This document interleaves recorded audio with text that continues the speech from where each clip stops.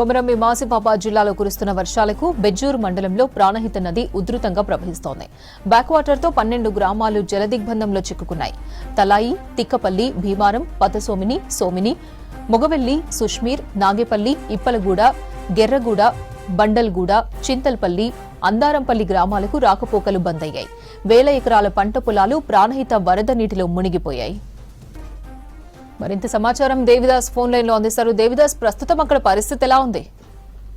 గత 2 రోజులుగా ఎగువన కురుస్తున్న వర్షాలతో ప్రాణహిత నది పొంగి ప్రవహిస్తుంది. మహారాష్ట్ర, ఛత్తీస్గఢ్ రాష్ట్రాల నుంచి ప్రాజెక్టుల నుంచి వరద నీరు చేరడంతో ప్రాణహిత నది పొంగి ప్రవహిస్తుంది.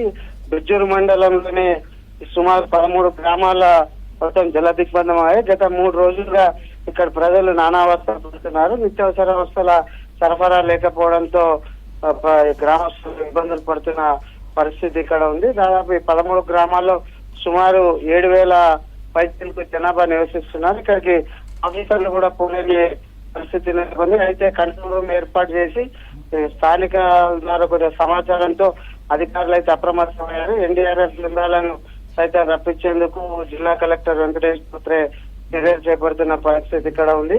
ఇప్పటికైతే నిత్యావసర వస్తువులు లేకపోవడంతో చాలా ఇబ్బందులు పడుతున్నారు. గత 3 రోజులుగా జనజీవనం స్తంభించిందని చెప్పవచ్చు. ఓవరాల్ గా చూస్తే ప్రాణహిత నది పరివాహక ప్రాంతాల్లోని ఈ ప్రాంత ప్రజలు ప్రతి వర్షాకాలంలో ఇదే